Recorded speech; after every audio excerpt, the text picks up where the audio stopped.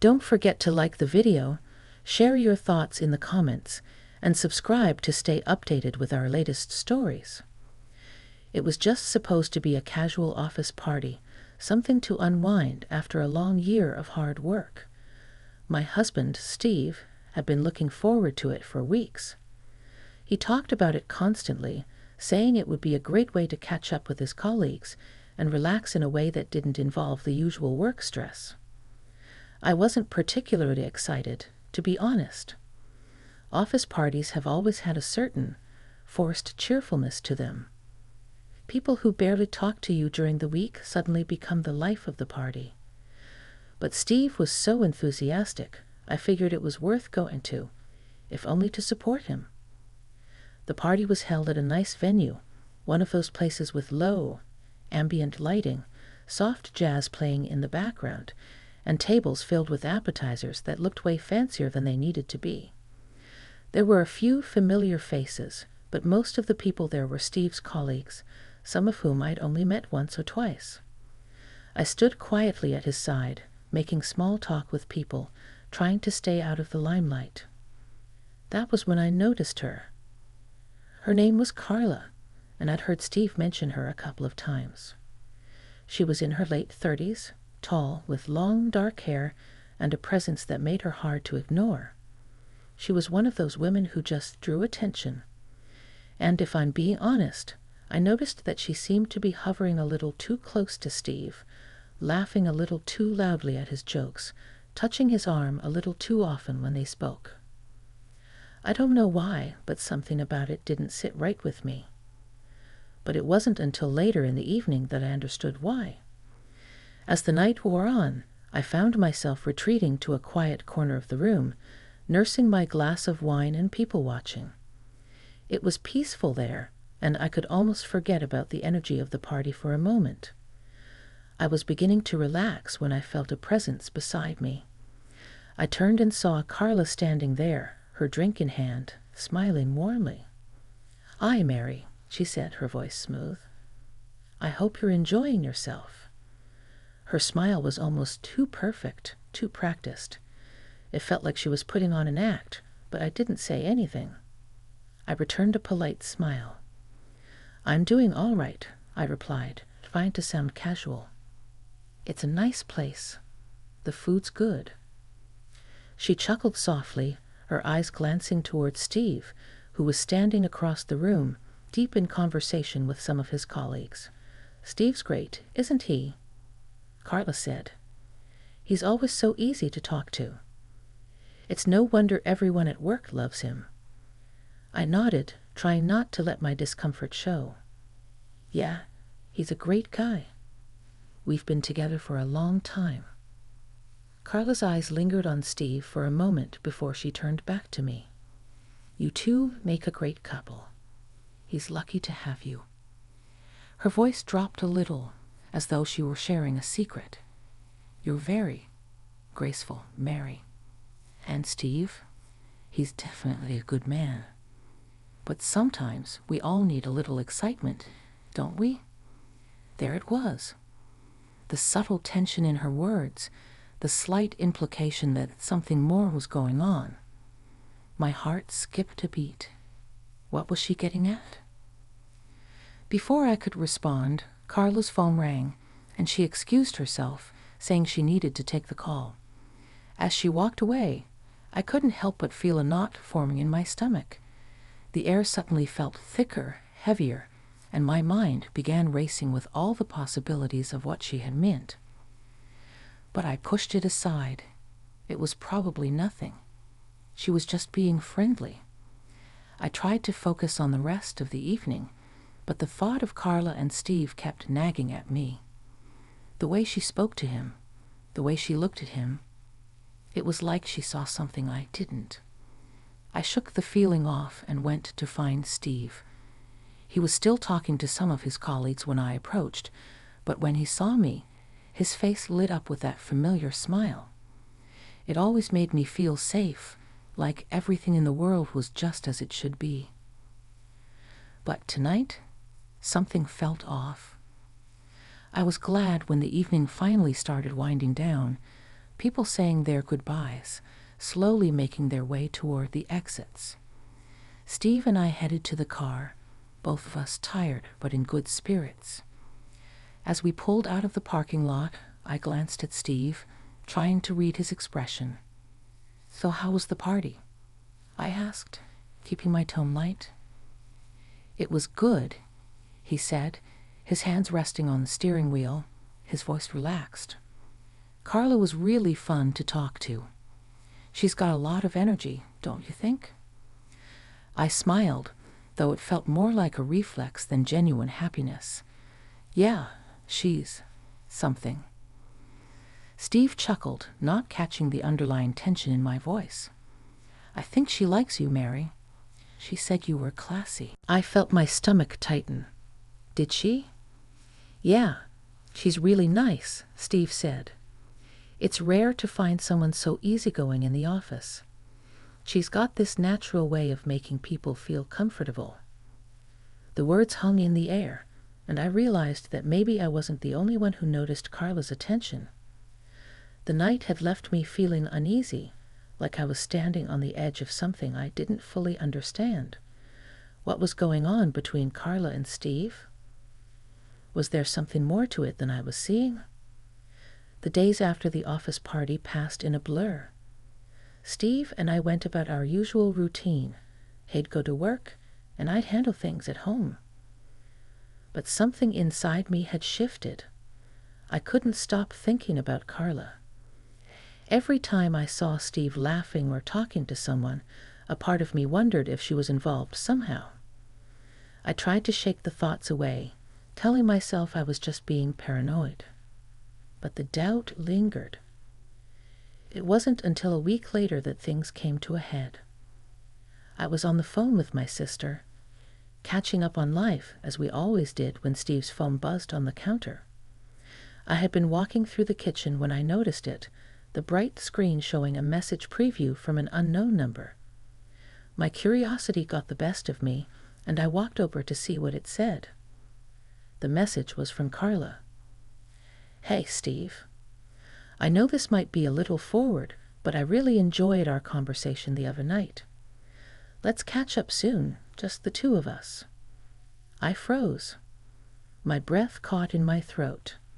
The words were innocent enough, but there was a clear undertone that made my heart race. What was going on? Why was she reaching out to Steve like that? Why wasn't it a group thing or a more casual message? My mind started spinning.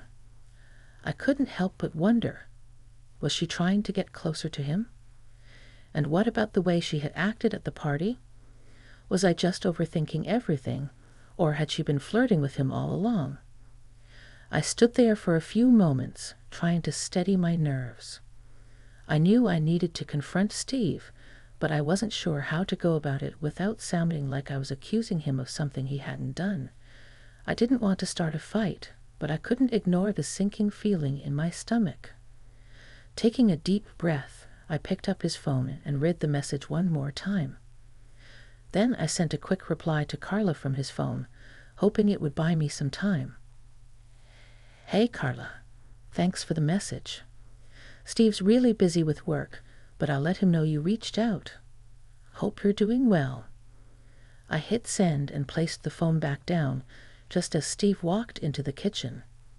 He glanced at me, his expression soft and unsuspecting. "Hey, you okay?"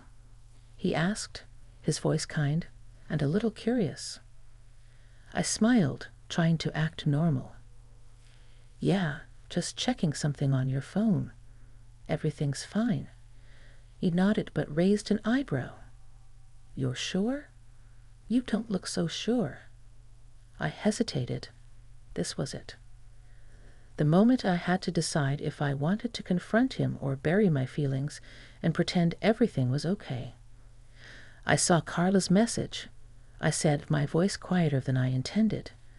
She said she wanted to catch up with you." Steve looked momentarily confused. "What do you mean? She sent me a message?" "Yes," I replied, trying to keep my voice steady. "It was just a casual invitation. but it seemed a little more than that. There was a long silence. I could see the wheels turning in Steve's head as he processed what I'd said. Finally, he sighed and walked over to me, gently taking my hands in his. "Mary, I had no idea you were feeling this way," he said, his voice soft but earnest. "Carla and I are just friends, I promise you. She's a little forward sometimes, but there's nothing going on between us. I didn't realize it was making you uncomfortable."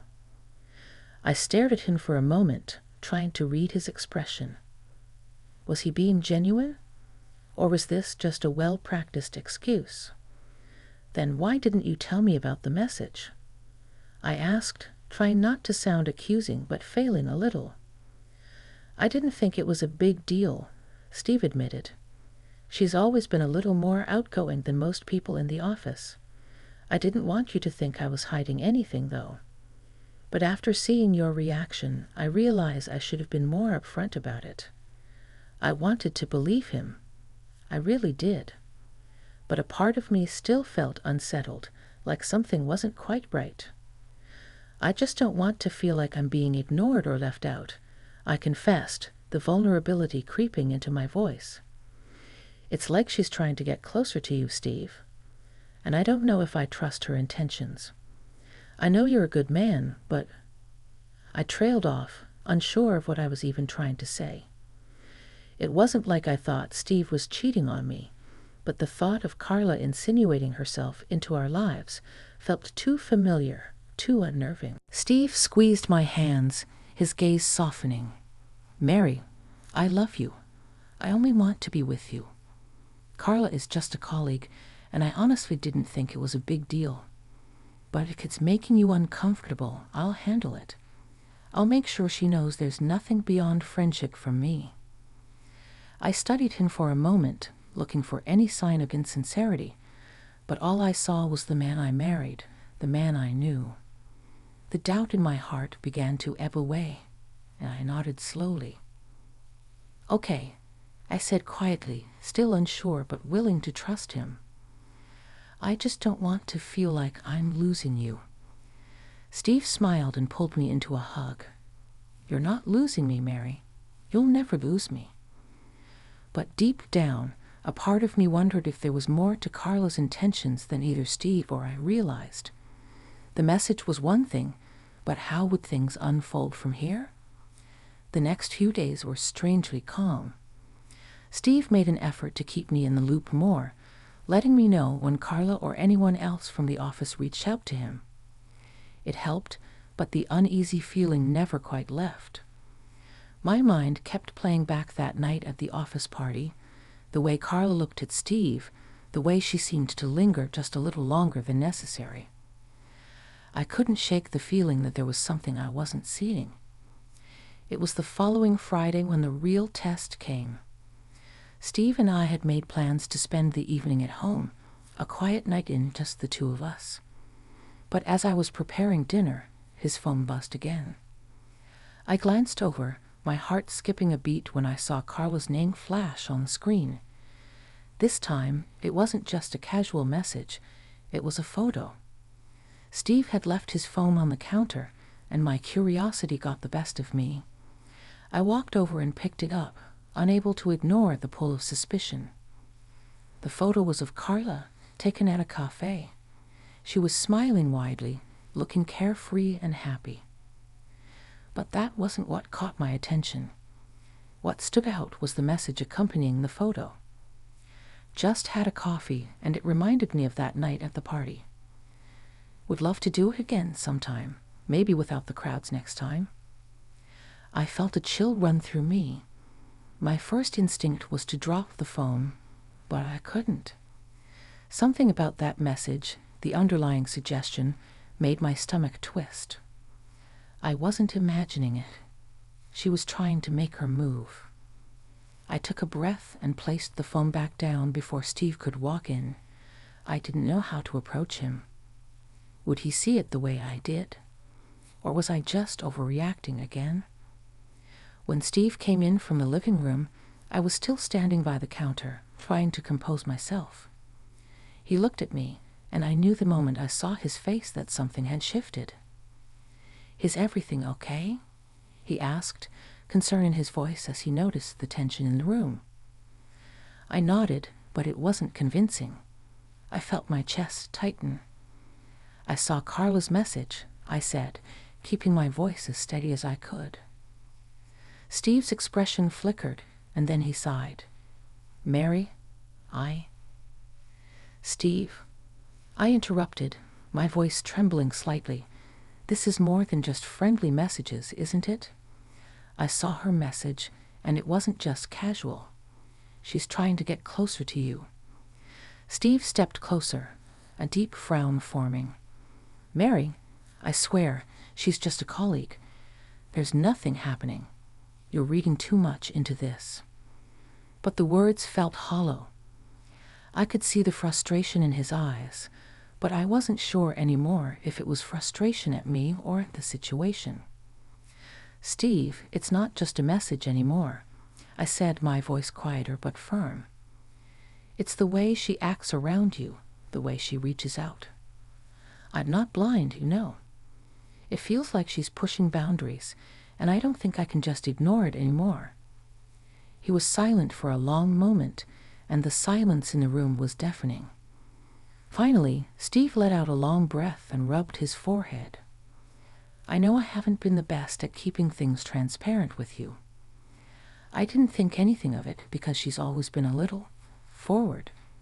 But I see now how much it's bothering you, and I need to fix that. I promise, I'll talk to her, make it clear that it's inappropriate." There was a part of me that wanted to believe him. But there was another part of me, the one that had seen Carla's subtle advances firsthand, that wasn't so sure. "I just need you to be honest with me, Steve," I said, feeling the weight of my own emotions pressing down on me. "I don't want to feel like I'm being played for a fool." "I'm not trying to play you, Mary," he said, his voice softer now, the anger gone. "I don't want to lose you over this. I'll talk to Carla and make sure she knows her place. You're the only one I care about." I looked into his eyes, searching for something. Reassurance, sincerity, anything. And for a brief moment, I found it. I could see the man I married, the man who had promised me his loyalty. But even as I saw that, a part of me was still uncertain. Could I truly trust him? Or was there something more beneath the surface? We spent the rest of the evening quietly, but the tension between us hadn't fully lifted. I knew Steve was trying, but my mind kept returning to Carla's message. What did it mean? And how far was she willing to go? The next morning after breakfast, Steve left for work, his usual routine. But as he walked out the door, I felt a strange sense of unease. I couldn't help but wonder if I had missed something, if there was more to this than I realized. I decided to take matters into my own hands. I wasn't going to sit back and wait for answers. I needed to know what was going on with Carla, and I needed to hear it from her. The days that followed were tense, but I knew I had to take control of the situation. I couldn't let doubt eat at me any longer. I needed to talk to Carla myself, clear the air, confront her head-on. I wasn't sure how exactly I was going to approach it, but something deep inside told me it was the right thing to do. By the time Steve left for work on Monday, I had made up my mind. I had to speak with Carla. There was no other way to resolve the feeling of unease that had taken root in my heart. I reached out to her. My message was simple, direct. "Hi, Carla, I was hoping we could talk. I've been feeling a bit uncomfortable with the way things have been between us lately. Would you be open to meeting up?" The reply came almost instantly, and I could sense her readiness to meet. She agreed to meet me at a cafe nearby. Nothing fancy, just a quiet corner where we could have an honest conversation. I felt a wave of nervousness wash over me as I got dressed and prepared to leave. This wasn't going to be easy, but I knew I had to do it for the sake of my marriage. When I arrived at the cafe, Carla was already there, seated at a table by the window. She looked relaxed, sipping on a coffee and scrolling through her phone, her expression calm. But as soon as she saw me, she put her phone down and gave me a polite smile, which didn't quite reach her eyes. "Mary, hi. I wasn't sure if you were going to show up," she said, her tone light, almost playful. I sat down across from her, trying to steady my nerves. "I wasn't sure if I should either," I replied, looking her directly in the eye. "But I needed to talk to you. About everything." Carla's smile faded slightly, and she leaned back in her chair, arms crossed. "I'm not sure what you mean. Is this about Steve?" "Yes, it's about Steve," I said, my voice steady, but filled with the weight of everything that had been bothering me. "I don't know what's been going on between you two, but the way you've been reaching out to him, it doesn't sit right with me." She raised an eyebrow, but didn't interrupt. I took a deep breath and continued, feeling a sense of urgency now. "I know we've never really talked much, but I can't ignore the messages. The way you've been, trying to get closer to him, it feels inappropriate." Carla's eyes softened a little, but there was a flicker of something behind them, something I couldn't quite place. "I see," she said quietly. "I didn't mean to make you feel uncomfortable. That was never my intention." For a moment, I was thrown off. I had expected her to be defensive, to deny it or dismiss my feelings. But instead, she seemed almost apologetic. "Then why did you send him that message after the party?" I pressed, my heart racing. "You said you wanted to meet up, just the two of you. It didn't seem casual." Carla looked down at her coffee for a moment, then met my gaze again, this time with a quiet sincerity. "I'm not going to lie to you, Mary," she began, her voice softer now. "I did enjoy talking to Steve at the party. He's kind, he listens, but I've never had any intention of breaking up your marriage. I respect that he's with you, and I can see how much you love each other. I should have known better than to blur the lines." I sat back in my chair, the weight of her words sinking in. Part of me wanted to be angry, but the other part of me felt relief. She was being honest with me, something I hadn't expected. "I never meant to cause any trouble," she continued. "I don't want to be the reason for any doubt between you and Steve. If I've crossed any boundaries, I truly apologize. It's just, sometimes, it's easy to forget that people in happy marriages are off limits. I'm sorry for not respecting that." I was silent for a moment, processing what she had said. It was an unexpected confession, one that I wasn't sure how to handle. Carla wasn't the villain I had painted her to be. She wasn't trying to steal Steve away from me. She had just let herself get a little too caught up in the attention he gave her. "Thank you for being honest with me," I said at last, my voice quieter than before. "I appreciate it, and I'm sorry for jumping to conclusions." Carla gave me a small smile. "I understand. It's natural to feel protective of what's yours. And Steve is a good guy. He's lucky to have someone like you." I nodded, feeling a weight lift off my chest. There was still a lingering sense of unease, but it wasn't about Carla anymore. It was about me and Steve, and how we needed to rebuild our trust. It wasn't going to be easy, but it was possible. As I left the cafe, I felt a strange sense of clarity. I wasn't sure what the future held, but I knew one thing. I needed to trust Steve. If I didn't, I would never be able to move forward. The conversation with Carla had